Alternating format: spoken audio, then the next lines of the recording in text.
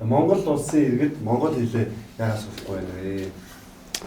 Асуулт бол зөв тий. Ягаад Монгол улсын иргэд Монголын улсынхаа төрийн аль биесны хэлээ сурах ёстой. Гэхдээ асуултыг өөрөөр тавиад үзье л да.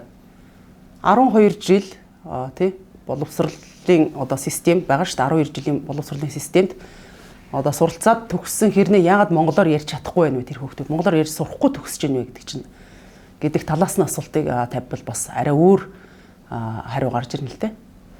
Тэгэхээр эндээс асуудлыг хаанаас харах вэ гэхээр боловсролын систем рүү ороод ирж байгаа. Монгол хэлийг заах сургалтын орчин хэр байна? Багш нар монгол хэлийг заах багш нарын чадвах нөөц бүрэлдэхүүн тэр нь хэр хэмжээнд байгаа юм тийм үү? Тэгээд дээрэс нь монгол хэлийг заах арга хөтөлбөрийг дахиад боловсруулах шаардлагатай байна уу?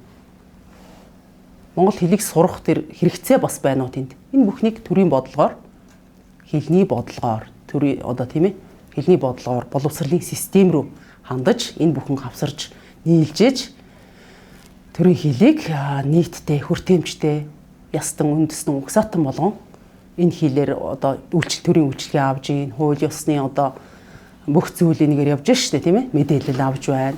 Хөдөлмөрийн зах зээлд оролцож байна.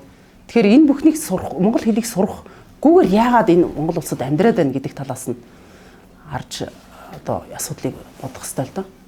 Тэ. Тэгэхээр энэ дээр хэлний бодлого гэдэг ерөнхийлөгчийн дэргэдэх үндэсний хэлний бодлогын үндэсний зөвлөл гэдэг байгаа. Энэ зөвлөл юу хийх ёстой вэ гэхээр энэ бүхнийг ерөнхийд нь харж хаяг шошго биш. Дүрм хэлний дүрм тойл бичиг боловсруулах биш. Монгол хэл төрийн аль биесны хэл маань энэ иргэдтэй хэр хүртээмжтэй байна. Хүртээмжгүй байгаа бол яагаад энэ бодлогын алдаа байна уу? Тэрэнд чиглэсэн бодлого боловсруулах.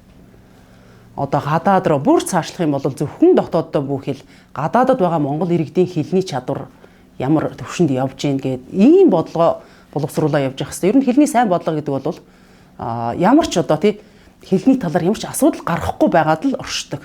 Мэдэгддэггүй. Хэлний тийм хэрэгцээ, хэлний бодлого гэж байна уу гэж огт иргэдэд гэр улсад асуудал гарахгүй байвал тэр хэлний маш сайн бодлого хэрэгжиж байна л гэж бодох хэрэгтэй. Ингээд Баян Улгийн Казах иргэдийн талаар хэлний асуудал манай үндэсний цөөнхийн хэлний асуудал гарч иж байгаа бол энд хэлний бодлогын хэрэгжилт ямар сул, боловсруулалт ямар сул байгааг харж болохоор байна. Маш сөрөг дагавартай. Хэлнээс болж ер нь дэлхийд дээр маш олон асуудлууд гарч ирсэн. Хэлний өдрийг яагаад бий болгосон юм? Энтхийг Пакистанд хэлний маргаан болсон. Аль хэлийг нь аль биесны хэл болгох вэ гэдэг Бангладеш Пакистан хоёрын маргаан болсон иргэдийн хооронд, оюутнуудын хооронд 5 оюутан алагдсан. Үндэсний аюулгүй байдалд хэлний асуудал нөлөөлөх нь бол тодорхой. Гэхдээ тэр сурахгүй байгаа иргэд энэ асуудлыг үүсгээгүй. Төрийн аль биесны хэлний хүртээмжгүй байдал сурах орчны хомсдол тийм үү? Сургах монгол хэлийг үндэсний төрийн аль биесны хэлээ сургах тэр нөөц бололцоо багш нарын чадвах хөтөлбөрийн сул байдал энэ бүхэн л асуудал болж байгаа. Тэрээс үндэсний аюулгүй байдалд сурахгүй байгаа иргэд асуудал үүсгэдэг л дээ. Тэгэхээр эндээс ямар бодлого гарах хэрэгтэй вэ гэхээр хөдөлмөрийн зах зээлд өрсөлдөх тэр төрийн аль биесны хэлний тэр хэрэгцээ улам энэ цөөхөн энэ хэлийг цөөхөн энэ хүн амтаа манай улсын хэлийг илүү бэхжүүлэхээс гадна илүү 21-р зуунд шинжлэх ухааны хэл болгох хөдөлмөрийн зах зээлд энэ хэлний үн цэнийг бий болгох нийгэмд энэ их хэлнийхээ энэ аль биесны хэлнийхээ үн цэнийг өргөх тийм ээ зайжруулах тэр бодлогыг л авч явах хэрэгтэй. Тэгэхээр Украины асуудал байна шүү дээ бас тийм ээ. Бас л Украин тусгаар тогтноод ингэхэд зөвлөлт толгой тус салан задарсны дараа Украин салан тусгаарсны дараа тусгаар улс болоод хэлний бодлогоо нэгтгээд явхад тийм Украины нутаг дэвсгэрт байгаа орос хэлтэй иргэд болон Украин хэлтэй иргэдийн хооронд бас зөрчил үүсээд энэ бүхнээс яг энэ бол зөвхөн нэг жишээ шүү дээ. Бусад хүчин зүйлүүд мэдээж Украиныг энэ дайнд нөлөөлсөн л доо геополитик болоод юу байдгийг тийм. Тэгэхээр энэ зайлшгүй нэг хүчин зүйл нь болоод байдаг. Тэгэхээр энэ иргэд сурахгүй байна гэдэг үш хэл сурах бол ерөөсөө хэрэгцээ байдаг. Хэрэгцээ байж ээж тийм үү? Энэ хэлийг сурж ээж тэр хүний аж амьдралд илүү давуу байдал үүсдэг ч юм уу. Ингэжээч хүн хэлийг сурна уу гэхээс биш одоо их хурамч сэтгэлгээгээр ерөөсөө сурдаггүй л дээ. Би сурах ёстой. Би монгол хүн юм чи монгол хэлээ сурыг. Би Монголд одоо амьдран суудаг юм чин монгол хэлээ сурыг гэж ингэх нь маш цөөн, маш бага. Тийм учраас энийг сурах одоо тий бодлогоор энэ бүхнийг нэгтгэж бодлого боловсруулж төрийн албан ёсны хэлийг заавал одоо өндөр түвшинд сургах тэр бодлого л явах хэрэгтэй. Яг гоо энэ асуудал байгаа юу гэвэл байгаа. Ягаад Монгол улсын иргэд монгол хэлээ сурахгүй байна вэ гэж асууж байгаа нь бол одоо энэ асуудлыг гаргаж ирж байгаа нь бол зөв. Гэхдээ хизээч улс төрчид энийг одоо тий үндэснийг хагалган бутгах, нийгмийг талцуулах тал руу хизээч явуулж болохгүй л дээ. Энэ бол хамгийн одоо улс төрчхүний боломжлох ёстой зүйл. Энэ маш олон одоо сөрөг үр дагаврыг авчрах, иргэд хоорондын итгэлцлийг бууруулах, эвдэрлцэх, цаашдаа ингээ бие биенээ үзэн ядах, цаашлаад юу болох юм тийм ээ? Тэгэхээр энэ дээр маш улс төрч хүн бол маш болгоомжтой асуудлыг гаргаж ирж болно. Гэхдээ шийдлийг, бодлогыг өөрчлөх талаас нь л ярина хөөс биш иргэдийг талцуулах одоо тийм ээ? Маш тийм сөрөг үр дагавар одоо бүх зүйлийн одоо их үсэр бол үүсэхдээ маш амархан байдаг. Тэрний үр дагаврыг зогсооход тийм үү? Дараа нь тэр эрсдлийг одоо тооцохгүйгээр ерөөсөө тийм гал тавих маягаар асуудлыг ерөөсөө гаргаж ирж болдгоо л дээ нийгэмд. Ялангуяа улс төрчид энийг хэлний ялгаатай байдал бол байдаг аль ч улс оронд. Бүх улс оронд одоо аялга хэл, их хэлний бүх ялгаатай зүйлүүд бий. Гэхдээ энийг ямар байдлаар ашиглаж улс оронд одоо нийгэм рүү ямар байдлаар ингэж гаргаж ирж хагалган бутгах байдлаар одоо энэ бүхнийг нэгтгэх байдлаар гэдгээс л одоо тий хэрэг асуудал болж цаашаа явах нь хамаардаг байхгүй. Тэгэхээр энэ дээр би тухайн хувь хүнийг бол ярмааргүй байна. Тухайн улс төрч ямар аль ч улс төрч асуудлыг зөв өнцгөөс нь гаргаж ирээсэ гэдэг талаас нь яс боломжлох байдлаар бичсэн байна. Улс төрч хүн бол асуудал дэвшүүлэх одоо тий эрх нь байгаа, бүрэн эрх нь байгаа. Гэхдээ хэн буруутай энэ нийгэмд ялангуяа энэ үндэстэн ясны хил соёлтой холбоотой энэ асуудлыг дэвшүүлэхдээ хэн буруутай вэ гэдгээр биш ямар шийдэл байна вэ тий ямар бодлого хэрэгжүүлэх вэ энэ дээр гэдэг байдлаар гаргаж ирэх хэрэгтэй л гэж бодож байгаа. Ерөөсөө шийдэл бол ерөөсөө хэлний бодлого. Үндэстэн одоо төрөөс хэлний бодлого одоо энэ нөхцөлд ямар байдлаар хэлний бодлогыг хэрэгжүүлэх ёстой вэ гэхээр тухайн цөөнхийн үндэсний цөөнхийн тэр хэл казах үндэснүүдийн тэр хэл өв хэл соёлыг хамгаалах болоод үндэсний төрийн албан ёсны хэлээ одоо түгэх, сургах, илүү хүртээмжтэй болгох гэсэн, бэхжүүлэх гэсэн ийм хоёр зорилгыг төр тавих хэрэгтэй. Тэрнээс одоо интеграцийн асуудал одоо өөрөөр хэлэх юм бол интеграц хийх хэрэгтэй. Тухайн үндэстэн энэ юу гэсэн үг вэ гэхээр тухайн үндэстэн тухайн цөөнхийн одоо тэг өөр ялгаатай хэлний тэр бүлгийг өв соёлыг нь мартуулах одоо зөвхөн өөртөө уусгах бодлого биш. Өв хэл соёлыг нь хамгаалангаа төрийн албан ёсны хэлээ тэдэнд хүртээмжтэй сургах тэр бодлогыг л авч явах хэрэгтэй төр. Ассимиляц хийгээд одоо тий уусгах өв хэл соёлыг нь одоо соёлын хэлийг нь устгах, огт хэлгүй болгох тэрийг болохгүй. Тэр хэл соёл байж ах хэрэгтэй. Гэхдээ төрийн албан ёсны хэллээрээ Монгол улсынхаа бүх үйл ажиллагаа төрийн үйлчлэгийг авдаг тэр бодлогыг л хоёр ийм зорилгыг хэрэгжүүлэх нь шүү дээ. Тий. Бодлого бол хоёр зорилготой явах хэрэгтэй. Хамгаалах болоод бэхжүүлэх гэсэн юм. Монгол хэлэнд ийм бодлого маш хэрэгтэй. Их хэл гэдэг байгаа байхгүй юу? Манай одоо ээж нь ярьж өссөн, ээж нь ярьж хахад хүүхднүү гидсэндээ тэрийг ингээд сонсч өссөн. Тэр хэлийг их хэл гэж хэлдэг даа. Өөрөөр хэлэх юм бол ээж нь тэр хэлээр ярьдаг байх юм бол тэр хүүхэд. Одоо бүр судалгаа байдаг штэ. Ээжийнхээ одоо тий ихийнхээ гидсэнд ингээд төрөхтөгсөн. Одоо 9 сартай байх нь штэ тий. Төрөхтөгсөн хүүхдүүд дээр ингээд туршилт хийсэн байгаа. Тэг маш олон хэлтэй хүмүүс ингээд тойрол зогсоогоод одоо тэр ээжийг нь тэг өөр хэлээр яриулаад ээжийнх нь хэлээр ярьж байгаа нэг хүн рүү ингээд харах гэж байгаа юм шиг тийм оролдлого хийсэн гэж байгаа байхгүй тэр хүүхэд.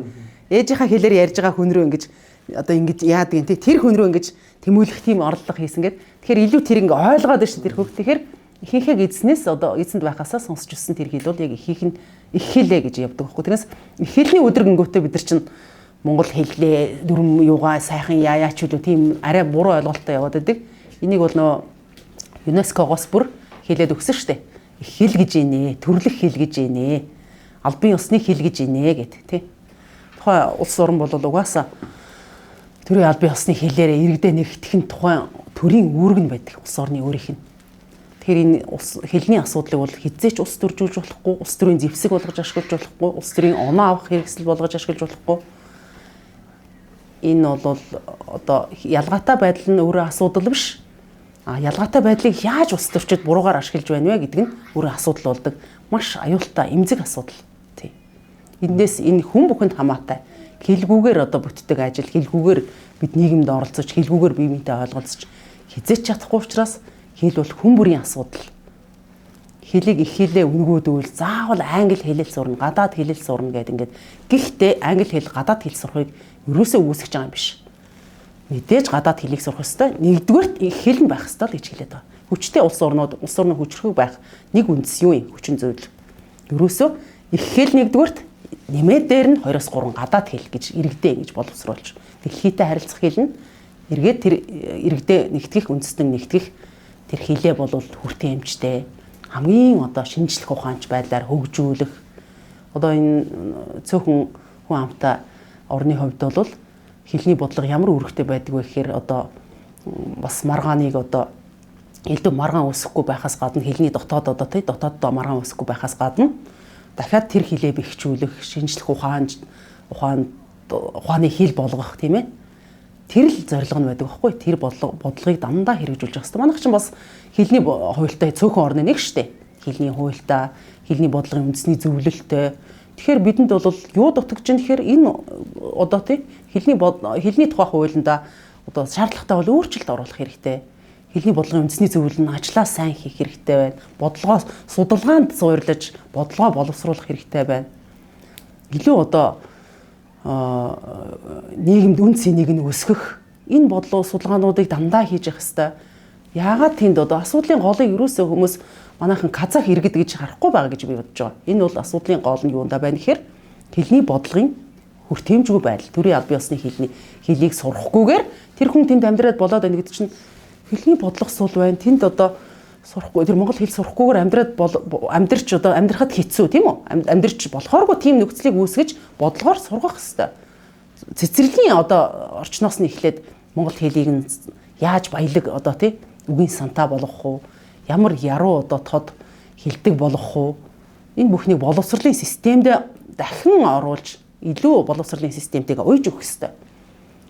Тэр баян үлгийн жишээлбэл монгол хэлээр ярьдаг хүмүүс байхгүй байна гэдэг инхээр тэнд бүс орчмын судалгаа хийх хэрэгтэй шүү дээ. Яагаад төрийн хэлний хүртээмжинд муу байгаад байна? Тэр хүмүүс яагаад сурахгүй байна гэдгээс илүү хэлний хүртээмж тэнд яагаад муу байна гэдэг дээр судалгаа хийгээд багш нарыг чадварчлуулах, бүс нутгийн хэлэнд үнэлгээ хийх, тэрэн дээрээ суурлаад бодлого боловсруулах. Монгол хэлний хөтөлбөрийг яаж одоо казах хэлтэй, угуул хэлтэй иргэдэд заах вэ? Тусгай хөтөлбөр боловсруулах хэрэгтэй. Тэгээд тэр монгол хэлийг сурснаар тэр хүнд илүү давуу байдал үүсдэг, хэрэгцээ, үн цэнийг нь бий болгох. Хөдөлмөрийн зах зээлд илүү тэр хүнд одоо боломж нээгддэг байх хэрэгтэй монгол хэлийг сурснаар. Ийм бодлогоор одоо хэлийг илүү хүртээмжтэй өргөн хүрээнд сургаж үндэснээ нэгтгэхгүй бол би чи ийм хэлтэй, тэр ч тийм хэлтэй гэдэг үндэстэн хооронд эн чинь хагарал, эвдрэх маш аюултай хортой үр дагавар үүсэж байгааг үнэхээр анзаарахгүй өнгөрч болохгүй нэг. Казах хэл болоод бусад одоо үндэсний цөөхөн одоо тий яснуудын одоо их хэлүүд байна шүү дээ. Баяд дөрүүд, бурят, хамниган гэд маш олон одоо үгс хатны хэлүүдтэй шүү дээ манайх чинь. Энийг юусэн аюул гэж харж болохгүй. Энэ бол соёлын өв, баялаг. Зөвхөн тэр бүхнийг ямар бодлого хэрэгжүүлэх ёстой вэ гэхээр тэр бүхнийг хамгаалангаа дахин нөгөө төрийн албан ёсны хэлээ бэхжүүлэх гэдэг хоёр бодлого. Ийм хоёр зорилготой бодлогыг хэрэгжүүлэх ёстой. Хэрвээ төрийн албан ёсны хэлний хэрэглээнд одоо чанар хүртээмжийн асуудал байгаа бол энэ хүмүүсийн асуудал биш. Баян үлгээд амьдардаг казах иргэдийн асуудал биш. Одоо тэр улсын тест амьдардаг баяд аялгаар ярьдаг тэр улсуудын асуудал биш байхгүй юу? Ерөөсөө төрийн хэлний бодлогын асуудал гэдгийг бид харах хэрэгтэй. Тэгээ ерөөсөө цаашдаа бол энэ хэлийг одоо ус төржүүлэх нь маш том алдаа. Асуудлыг үл тоомсорлож болохгүй. Энийг одоо хизээч одоо анзаарахгүйгээр өнгөрөөх юм. Энэ асуудал үүсчээд байна шүү дээ. Энийг ямар бодлогоор угаасаа шийдэх ёстой. Бүр улс төржүүлээд ингээд хурцтай байдалд одоо улс төрийн зэвсэг болгож хэрэглэх нь хамгийн том аюул шүү гэдгийг бас эцэст нь хэлмээр. Югославийн задрал байна. Тийм ээ. Энд Серб, Хорват үндэстнүүд ингээд эв нэгдэлтэйгээр олон 10 жил амьдраад ирсэн байхад улс төрчид энийг үндэстнүүдийн ялгааг улс төрийн зэвсэг болгож ашигласнаар тухайн улс задарч тийм ээ. Олон 10 хүмүүсийн амь нас авч одсон маш аюултай үр дагавар бий болгосон шүү дээ. Тэгэхээр энэ бол хизээч үл тоомсорлож тий анзаарахгүй өнгөрч болохгүй үндэсний аюулгүй байдал, иргэдийн эв нэгдэл энэ бүхэнд ингээд буруугаар эргүүлвэл яаж одоо хор хохирол амсч болдгийг л тод жишээ.